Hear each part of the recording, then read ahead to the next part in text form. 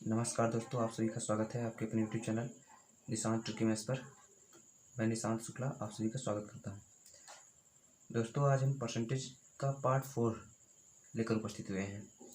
अभी तक आपने देखा होगा कि हमने परसेंटेज का 4 वीडियो बनाया था और आपने उस पर खूब प्यार भी दिया है। तो चलिए, मैंने सोचा कि आज आपको पार्ट 5 यानी 5वां भाग आज आपको बता दें। अभी तक आपने देखा होगा कि पिछली वाली वीडियो में हमने रेशियो इनवर्स का कॉन्सेप्ट आपको बताया था। ठीक है, तो आज हम आगे उसके बढ़ेंगे। दोस्तों, आज आपके स्क्रीन पर क्वेश्चन आएगा। मैं इस कॉपी में नहीं लिखूंगा, आपके स्क्रीन पर क्वेश्चन आएगा, वहाँ से मैं पढ़ूंगा और उसके बाद मैं सीधे सॉल्व करूंगा। ठीक है, तो चलिए दोस्तों, पहला क्वेश्चन पढ़ लेते हैं। देखिए दोस्तों, आपको स्क्रीन पर दिख रहा होगा। पहला क्वेश्चन कर रहा है कि एक वस्तु की कीमत में 36% की वृद्धि हुई और खरीदी गई मात्रा में 30% की कमी हुई। वस्तु पर खर्च की गई राशि में वृद्धि कमी ज्ञात करें। यानी कि एक वस्तु की कीमत में 36% की वृद्धि हुई और खरीदी गई मात्रा में 30% की कमी हुई, तो वस्तु पर टोटल कितना प्रभाव पड़ा, यानी कितना वृद्धि हुई या कमी हुई। पहले 36% वृद्धि कर दी गई, उसके बाद 30% की कमी। तो कई बच्चे सोचेंगे कि 36% की वृद्धि हुई, फिर 30% कमी, यानी 36 माइनस 30 यानी 6%। तो यानी 6% की वृद्धि हुई, 6% इंक्रीज, यानी ऑप्शन ए हमारा आंसर। ठीक है, कई लोग यही सोच रहे होंगे, लेकिन दोस्तों ऐसा नहीं है। मैं आपको बताता हूँ कि ये सवाल कैसे होगा और कैसे करना है हमें। दोस्तों, एक रूल होता है कि अगर किसी भी वस्तु पर या किसी भी कोई भी आर्टिकल हो या कुछ भी हो, एनीथिंग, अगर 2 बार कमी या वृद्धि हो, मतलब उस पर 2 बार छेड़खानी होनी चाहिए। एक बार कमी हो या वृद्धि हो, घटाया बढ़ाया जाए, कुछ भी हो, 2 बार होनी चाहिए परसेंटेज में। तो उसको हम कहते हैं, उसको हम कहेंगे अपने अपने अपने भाषा में हम कह सकते हैं कि 2 बार, एक बार घटाया जाए, एक बार बढ़ाया जाए या कुछ भी किया जाए, तो हम उसके लिए एक फार्मूला लगाते हैं जिसे कहते हैं ए बी फार्मूला। आपने खूब सुना होगा इसे। कहते हैं, क्या कहते हैं? A B formula. पहले मैं आपको फार्मूला बता दे रहा हूँ, उसके बाद मैं आपको इसको रूल्स या ट्रिक्स जो कह लीजिए उससे भी बताऊँगा। ठीक है, तो एक ए बी फार्मूला होता है। ठीक है दोस्तों, तो आप कहेंगे कि ये ए बी फार्मूला क्या होता है। तो दोस्तों, एक बार कमी हो, एक बार वृद्धि हो। जैसे मान लेता हूँ कि कोई वस्तु ये है, उस पर मान ले एक, पहले ए की वृद्धि की, फिर बी की वृद्धि की। ठीक है, तो इसके लिए फार्मूला बनता है, अगर टोटल हमें निकालना हो कि क्या उसका प्रभाव पड़ा, तो उसके लिए हम लगाते हैं A plus B plus A B बटे 100%। याद रखिएगा, ये पूरा परसेंट में आएगा। ठीक है दोस्तों, ए प्लस बी बटे 100। तो ये हमारा फार्मूला बन गया, ए प्लस बी बटे 100। अब दोस्तों, ध्यान देने वाली बात क्या है, अगर कमी हो तो ए और बी को माइनस में रखना पड़ेगा। ठीक है दोस्तों, जैसे मान लीजिए यहाँ पर कह दें कि वस्तु ए पर 10% की कमी, कोई वस्तु है उस पर 10% की कमी होती है, फिर 20% की कमी होती है, तो टोटल कितना परसेंट की कमी हुई। तो यहाँ पर कमी हो रही है, तो अगर कमी कहेगा तो माइनस में रहेगा, और अगर वृद्धि कहे तो प्लस में रहेगा, यानी ए और बी प्लस माइनस दोनों में हो सकता है। ठीक है दोस्तों, यहाँ पर मैं माइनस भी लगा देता हूँ, प्लस माइनस दोनों में हो सकता है। तो अब चलिए दोस्तों, हमारा पहला सवाल हमने क्या पढ़ा था कि एक वस्तु की कीमत में 36% की वृद्धि हुई और खरीदी गई मात्रा में 30% की कमी हुई, तो वस्तु की खर्च की गई राशि में कितने प्रतिशत वृद्धि या कमी होगी। तो देखिए दोस्तों, यहाँ पर कहा है कि एक वस्तु की कीमत में 36% की वृद्धि हुई। पहले क्या कहा? वृद्धि। तो मैं ए को मान लेता हूँ वृद्धि, यानी 36% की।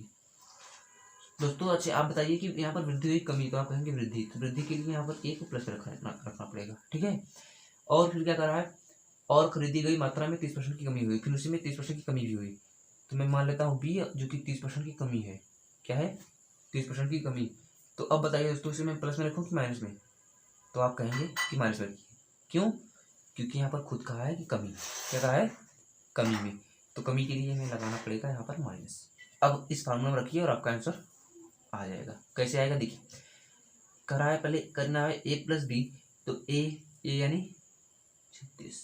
ठीक है, प्लस बी, और प्लस तो रहेगा नहीं, यहाँ पर माइनस है तो ये माइनस आ जाएगा। ये बी क्या है हमारा? माइनस है, तो यहाँ प्लस के स्थान पर माइनस लगेगा। ए प्लस बी यानी ये माइनस बी लग गया, और प्लस माइनस ए बी है तो प्लस माइनस, यानी कि इन दोनों का गुणा है। देखिए ए बी का मतलब क्या होता है, आप सब जानते होंगे। ए बी का मतलब होता है ए गुणे बी, गुणा ही तो है यहाँ पर। तो मतलब इन दोनों को गुणा करना है। तो आप बताइए, एक प्लस में एक माइनस में, जब का प्लस प्लस का गुणा माइनस में होगा तो क्या आएगा, तो प्लस माइनस आप कहेंगे माइनस आएगा। उसके बाद दोनों गुणा में, तो गुणा करिए 36 गुणे 30 और बटा में क्या है, तो आप कहेंगे 100 है और यही हमारा परसेंट में। अब दोस्तों अगर आपका आंसर माइनस में आए तो कमी हुई, और अगर आपका आंसर प्लस में आता है इस तरीके से तो आप वृद्धि हुई। तो चलिए देखते हैं क्या आता है। तो आप कहेंगे 36 में से 30 पहले घटा लीजिए, तो आएगा 6 माइनस, आप कहेंगे 0 से 0 कर सकते हैं, 36 की आए तो कहेंगे 108, 108 और बटा में क्या है, तो आप कहेंगे 10। अब 10 किलो हटाइएगा, यहाँ एक अंक बाद 0 लगेगा, लगेगा नहीं, तो आप कहेंगे जी बिल्कुल लगेगा। अब दोस्तों आप देखिए ध्यान से, 6 माइनस क्या आ गया, 10.8 आ गया, 6 माइनस 10.8।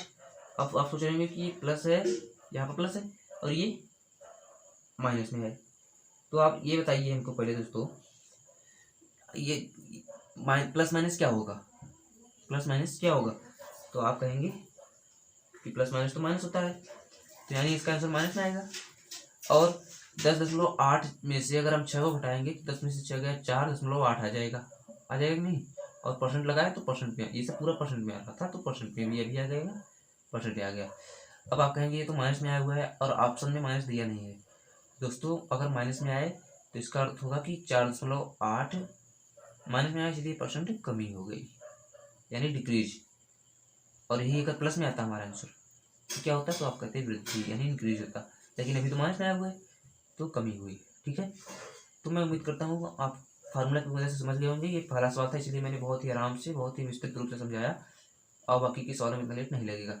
चलिए मैं आपको एक और तरीका बताता हूँ इस सवाल को करने का, कि ऐसे दोस्तों आप समझ रहे होंगे कि एक वस्तु की कीमत में 36% की वृद्धि हुई। तो पहले आप हमें ये बताइए कि 36% की वृद्धि हुई, क्या 36% की वृद्धि का मतलब क्या है। तो आप कहेंगे 36% का बटा मान तो क्या होता है, 9/25। ठीक है, 9/25। मैं आपको ये पहले ही वीडियो में बता चुका हूँ, जो नहीं देखा हो वो डिस्क्रिप्शन में लिंक है, जाकर देख ले। पहले पहले पहला देखिए, दूसरा देखिए, तीसरा देखिए, चौथा है, उसके बाद पाँचवा आप इस पर आए। ठीक है, और फिर कहा है कि ये 36% की वृद्धि, उसके बाद कहता है कि -30 यानी 30% की कमी हो रही है। तो मैं कहूँगा 3/10। ठीक है, बस इतना आपको करना है। अब आगे देखिए क्या करना है। अब देखिए तो पहले कहा है कि 36% की वृद्धि हुई, मैंने आपको दूसरी वीडियो में बताया था कि नीचे वाला हमेशा मूल मान होता है। अगर मैं मान लूँ कि हमारा सामान 25 का है तो उस पर वृद्धि हो रही है, आप कहेंगे कितने की, तो आप कहेंगे 9 की। तो बताइए अगर 25 की सामान है और 9 की वृद्धि हो, दोस्तों इसको बहुत ध्यान से समझिएगा, बहुत काम देगा आपको। 25 का सामान हो और 9 की वृद्धि हो, तो आप कहेंगे 9×5 14, यानी कितना हो जाएगा, आप कहेंगे 34 हो जाएगा।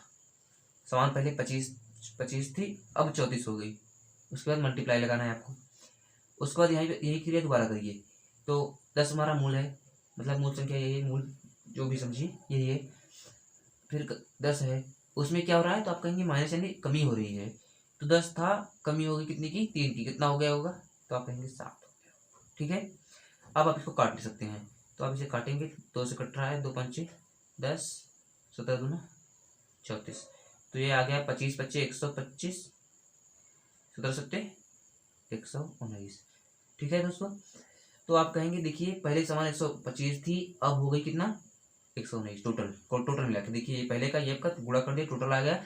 पहले अगर 125 का था वो मतलब राशि खर्च, अब 119 आ गया। तो बताइए दोस्तों कितना कमी हो रहा है, तो आप कहेंगे 6 कमी हो रहा है। ठीक है, 6 कमी हो रहा है, और कितने पे हो रहा है, तो आप कहेंगे 125 पर। क्यों, क्योंकि 125 था, 119 हुआ है, था तो 125, तो 125 पर हुआ कमी, तो यानी 6/125। अब इसे लाना है परसेंटेज में, तो 6/125 गुणे 100। आप इसे काट देंगे, 25×5 125, 25×4 100, 6×4 24/5। ठीक है दोस्तों, आप इसे हल करिए, तो 5×4 20, बचा 4, 5×8 40% की कमी हो रही है ना, तो कमी लिख देंगे। तो ये हमारा आंसर आ गया। यहाँ पर देखिए क्या आया था, 4.8% की कमी ही आया था, ये भी हमारा आंसर ही था। देख लेंगे दोस्तों, आप देख सकते हैं खुद, दोनों से वही आंसर आ रहा है, और आएगा भी क्यों नहीं, क्योंकि वही ये फार्मूला है, ये इसका दूसरा नियम है, रूल है, समझ लीजिए दोस्तों। इस सवाल को करने का मेरे पास एक और तरीका है, लेकिन मैं आपको कहूँगा कि ये 2 ही जानिए आप, और दो ही मतलब अगर कहीं ये नहीं लगेगा तो ये लगेगा, या ये नहीं लगेगा तो ये लगेगा। देखिए दोस्तों, सवालों को हल करने का रूल होता है कि सवाल ऐसे नहीं हल होते, सवाल आंकड़ों को, सवाल में दिए हुए आंकड़ों को देखकर हल किया जाता है। जैसे अगर मान लीजिए यहाँ पर छोटा वैल्यू दे रहे हैं, दिया है 36%, 30%, 20% ऐसे दिया हो, तो आप फार्मूला से करेंगे, सबसे बेस्ट पड़ेगा। क्योंकि 20-30 दिया होगा, आप जोड़ डालकर कर लेंगे। लेकिन मान लीजिए आपको ऐसे दिया हो कि 33 से ही 1/3% की वृद्धि करने पर, 16 से ही 2/3% की कमी करने पर अगर सही बटन आ जाए, तो उसके लिए ये मेथड सबसे बेस्ट होगा, फ्रैक्शन मेथड सबसे बेस्ट होगा आपके लिए। तो मैं उम्मीद करता हूँ आपको ये पहला क्वेश्चन समझ में आया होगा। अब चलिए दोस्तों, हम बढ़ते हैं अगले क्वेश्चन की तरफ। अब जल्दी जल्दी होगा क्वेश्चन को हल। देखिए दोस्तों, आपके सामने अगला क्वेश्चन दिख रहा होगा कि एक त्रिभुज के आधार में 66 सही 2/3% की वृद्धि की जाती है। इस प्रकार त्रिभुज का क्षेत्रफल स्थिर रहने में कितनी प्रतिशत ऊंचाई कम होनी चाहिए। दोस्तों, ये चीज थोड़ा नया टाइप का सवाल है कि एक त्रिभुज के आधार में 66 सही 2/3% की वृद्धि की जाती है, ठीक है। फिर करा इस प्रकार त्रिभुज का क्षेत्रफल स्थिर रहने में कितने प्रतिशत ऊंचाई कम होनी चाहिए, यानी ऊंचाई को कितना कम करें कि त्रिभुज का क्षेत्रफल स्थिर रहे। यानी एक त्रिभुज का आधार 66 से 2/3 वृद्धि की जाती है। तो ध्यान से देखिएगा दोस्तों, मैंने आपको पीछे बताया था कि अगर कोई दो चीजों का मल्टीप्लिकेशन फिक्स हो, ठीक है, अगर कोई दो चीजों का मल्टीप्लिकेशन फिक्स हो तो इन दोनों का रेशियो इनवर्स होगा। बता रहा है कि नहीं, आपको याद होगा, शायद जिसने देखा होगा उसे याद होगा, जो नहीं देखा होगा उसे क्या पता रहेगा, इनवर्स होगा, ठीक है, मैंने आपको बताया था। तो दोस्तों देखिए, आप जानते हैं कि एक त्रिभुज के आधार और कह रहा है क्षेत्रफल ऊंचाई में ना, तो त्रिभुज का एरिया क्या होता है बताइए, त्रिभुज का एरिया। तो आप कहेंगे 1/2 बेस इंटू हाइट, होता है नहीं, यानी आधार बड़ी ऊंचाई होता है। अगर मैं 1/2 को छोड़ दूं क्योंकि ये तो कांस्टेंट है, तो इन्हीं दोनों पर त्रिभुज का क्षेत्रफल निर्भर करता है नहीं, तो आप कहेंगे बिल्कुल करता है।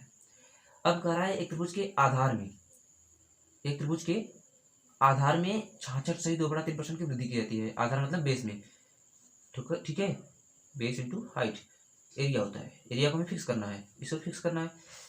तो मैं कहूँ अगर मल्टीप्लिकेशन फिक्स है, तो अगर बेस में आप 66 सही 2/3% की वृद्धि करते हैं, कितना, 66 सही 2/3% की वृद्धि करते हैं, तो इनमें से कितने को पता है कि 66 सही 2/3% का मान क्या होगा, कितने को पता होगा। तो आप कहेंगे सबको पता होगा 2/3, क्योंकि मैंने पिछली वीडियो में बताया है, पार्ट 1 में बताया है।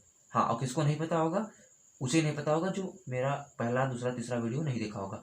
इसलिए मैं आपसे बार बार कह रहा हूँ कि पहले पहला दूसरा तीसरा चौथा वीडियो देख लें, उसके बाद इस पर आए तो आपको समझ में आएगा। तो ठीक है, 66 सही 2/3% का मतलब होता है 2/3। कह रहा है कि त्रिभुज के आधार में 66 सही 2/3 की वृद्धि होती है। तो आधार यानी बेस में 66 सही 2/3% की वृद्धि होती है। अगर पहले 3 था तो 2 की वृद्धि होती है। इसका मतलब ये होता है कि पहले 3 था तो अब 2 की वृद्धि होती है, तो कितना हो जाएगा, 5। 3 था, 2 की वृद्धि 5 हो गई। तो कह रहा है कि हाइट को कितना कम या ज़्यादा करें कि हमारा ये जो है ये क्या फिक्स रहे, क्या रहे, फिक्स्ड। तो जब ये दोस्तों फिक्स्ड है, तो ये हाइट अपने आप कितना क्या हो जाएगा, आप कहेंगे उल्टा हो जाएगा, रेशियो इनवर्स होता है, मैंने आपको कहा नहीं, रेशियो इनवर्स हो जाएगा। तो ये 3/5 था, ये 5/3 हो जाएगा। यानी हाइट अगर पहले 5 है तो आपको 3 करना पड़ेगा। तो बताइए कितना कमी हो रहा है 5 से 3 होने में, तो आप कहेंगे 2। तो कितने पर हो रहा है, तो आप कहेंगे 5। और परसेंटेज में आने के लिए क्या करता हूँ, तो गुणा 100। तो आप कहेंगे 5 दूनी 10, बेस दूनी 40%। यही हमारा क्या आ गया आंसर। यानी कि हमें अगर बेस आप 66 सही 2/3% की वृद्धि करते हैं, तो हाइट को आपको 40% की कमी करनी पड़ेगी, यानी घटाना पड़ेगा। ठीक है दोस्तों, तो मैंने सोचा पीछे वाला सवाल भी, पीछे वाला टाइप का सवाल भी करा दूँ, जिससे आपको रिवीजन हो जाए, याद आ जाए। तो अब चलिए दोस्तों एक अगला सवाल देखते हैं। अगला सवाल कर रहा है कि एक वस्तु की कीमत में 20% की वृद्धि हुई, किंतु इसकी खपत 18 से 1/3% की कम हो जाती है, तो इस पर व्यय में कितने प्रतिशत की वृद्धि अथवा कमी हुई। ठीक है दोस्तों, लगाते हैं। देखिए, मैं आपको एक टाइप के कई सवाल कराता हूँ जिससे आपको याद हो जाए। तो चलिए दोस्तों देखते हैं क्या कर रहा है कि एक वस्तु की कीमत में पहले 20% की वृद्धि कर दी गई, वस्तु की कीमत में 20% की वृद्धि कर दी गई। तो आप बताइए पहले, चलिए मैं आपको तरीका से बताता हूँ फ्रैक्शन मेथड, क्योंकि इसमें देखिए 18 से 1/3% भी आया है, तो ये तो हमें दिक्कत कर सकता है, आपको कैलकुलेशन हार्ड पड़ेगी अगर a+b+ab लगाएंगे तो इसके लिए हम 20% की वृद्धि है तो फ्रैक्शन लगाएंगे। तो पहले कह रहा है कि एक वस्तु है उस पर 20% की वृद्धि हुई, तो +20 यानी इसका मतलब 1/5, यानी अगर 5 है तो 1 की वृद्धि कितना हो जाएगा, आप कहेंगे 6। ठीक है दोस्तों, उसके बाद 18 से ही 1/3% की कमी हुई, तो 18 से ही 1/3% का मान कितना होता है, 18 से ही 1/3% की कमी हुई।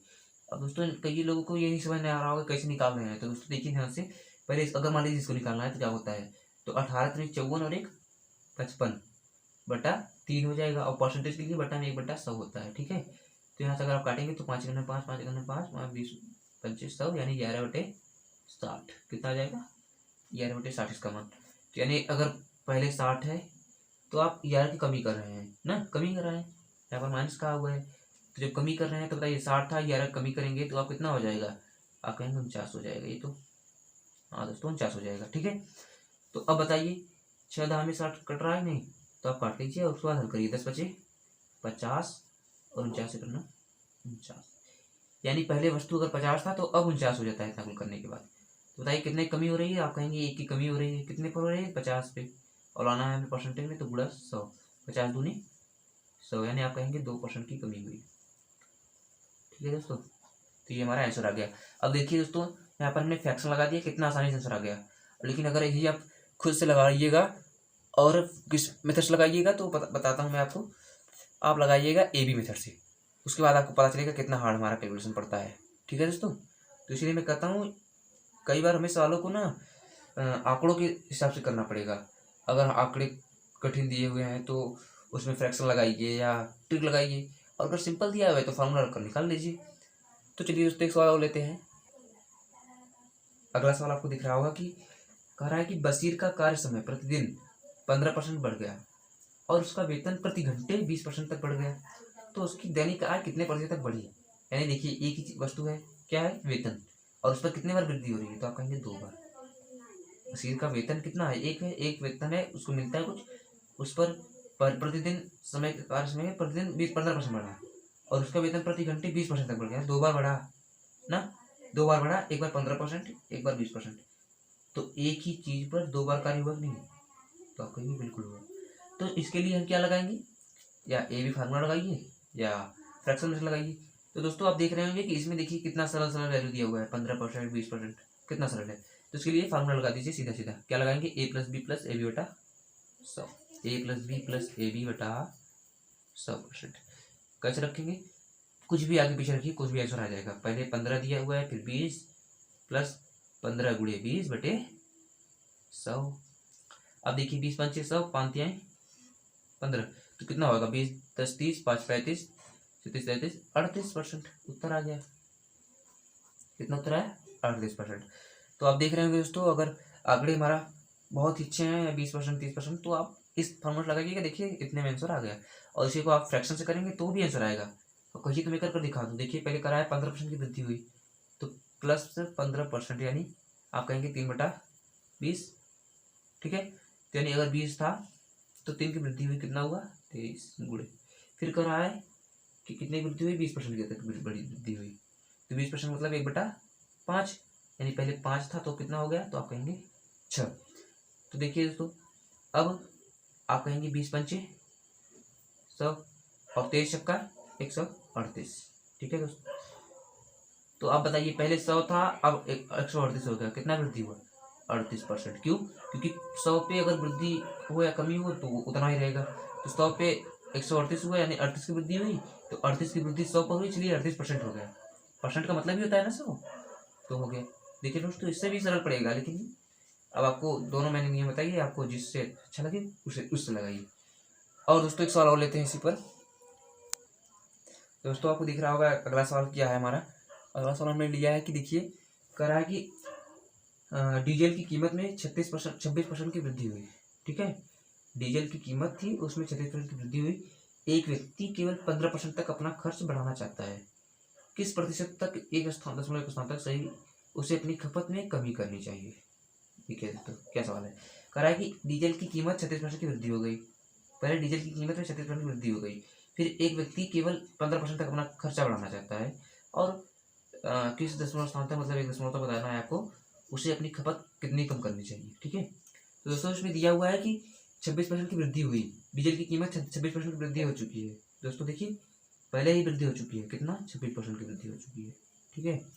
और एक व्यक्ति केवल 15% तक अपना खर्चा बढ़ाना चाहता है, खर्चा वो अपना 15% बढ़ाना चाहता है, तो उसे उसके खपत कितना कम करना होगा, तो मैंने मान लिया एक्स कम करना होगा, तो A plus B plus A B बटा 100, लेकिन यहाँ पर प्लस तो होगा नहीं क्योंकि प्लस माइनस माइनस हो जाएगा, अब 15 गुणे एक्स बटा 100, ठीक है।